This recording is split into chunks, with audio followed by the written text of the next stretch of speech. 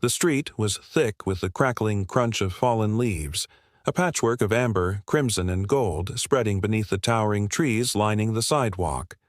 The late afternoon sun cast long shadows, creating a golden glow that made everything seem both peaceful and tense at once. Pedestrians moved past in a blur, some oblivious, others watching, but no one dared to interfere. The city was alive, unaware of the storm about to unfold. On the left side of the street, a uniformed police officer, tall and steady, had his hand firmly gripping the grip of his handgun. His eyes were locked onto the young man in front of him, who stood frozen, hands raised in a silent plea. The young man wore a blue hoodie pulled tight around his head, a white graphic tee visible beneath, the kind of casual outfit that didn't seem threatening, yet now everything felt different. The officer's finger twitched on the trigger. His voice was sharp but controlled. "Step back. Don't make this harder than it has to be."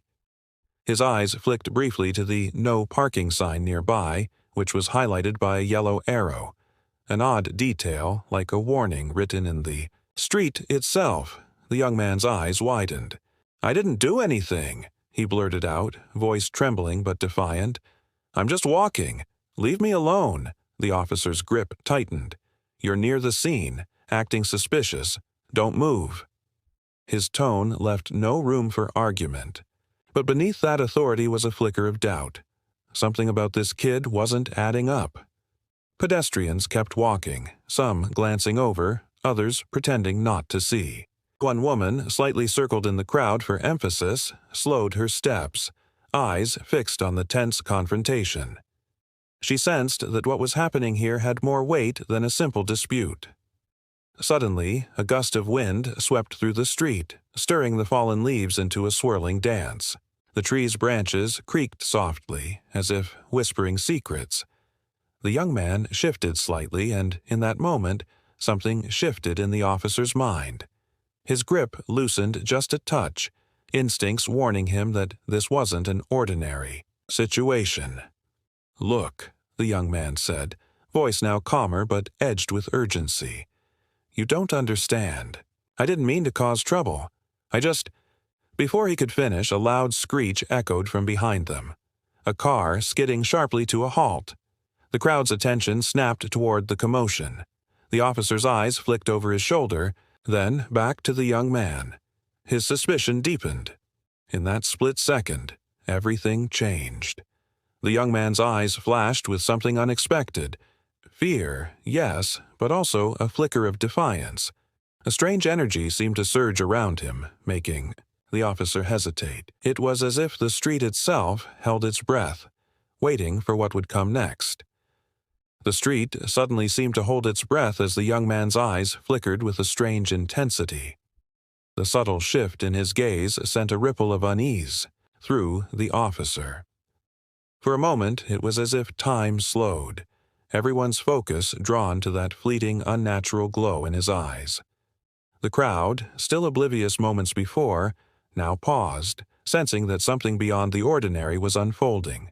The officer's grip on his gun tightened instinctively, but a flicker of doubt clouded his eyes. He hesitated, muscles tense. "What's going on?" he demanded, voice sharp yet uncertain. The young man took a cautious step forward, hands still raised, but there was a flicker of confidence now, as if he knew something the officer didn't. "He didn't want this," the young man finally said, voice low but firm. "You see, it's not just about me. There's something else happening here, something you can't see." His words hung in the air, thick with mystery and warning. The wind picked up again, swirling the leaves into a small whirlwind around their feet, as if nature itself was reacting to his words. A nearby pedestrian, the woman who had been circled in the crowd, suddenly stepped closer, her eyes wide with curiosity and suspicion. She seemed to sense that this was no ordinary street quarrel but something far more dangerous lurking beneath the surface. She glanced nervously at the officer, then at the young man, wondering if she should intervene or keep her distance. The officer's hand finally loosened from the gun, but his mind raced. His training told him to act, to detain, to control the situation, yet something about this young man defied all logic. His instincts screamed that this was no ordinary encounter.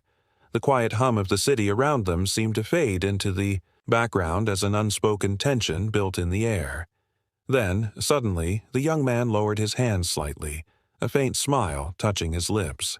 "You've been told to stand down," he said softly, almost as if whispering a secret, "because what's coming next will change everything.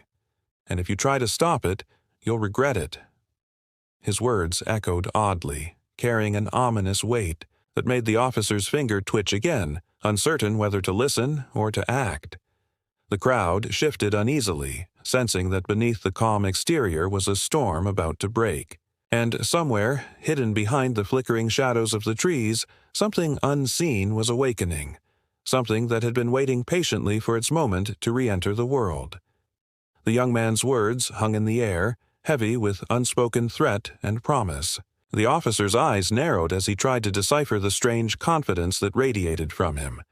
Was this some kind of threat? Or was there something more? A flicker of doubt flashed across the officer's face, but his training kept him grounded. He couldn't afford to let his guard down now, not with so many eyes watching.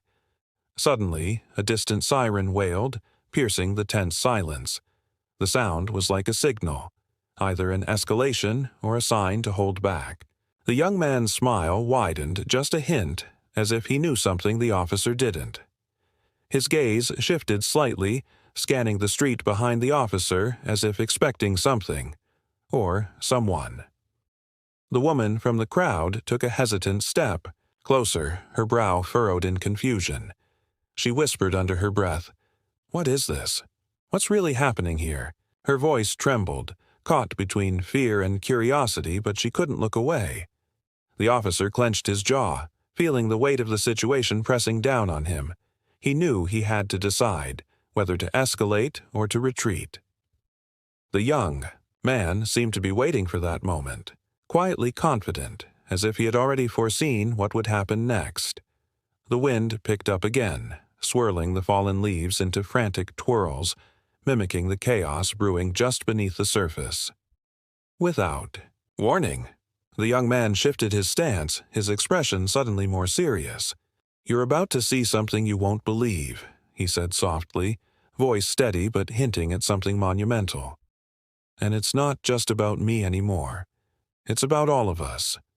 You might want to step back, officer. This is bigger than you think."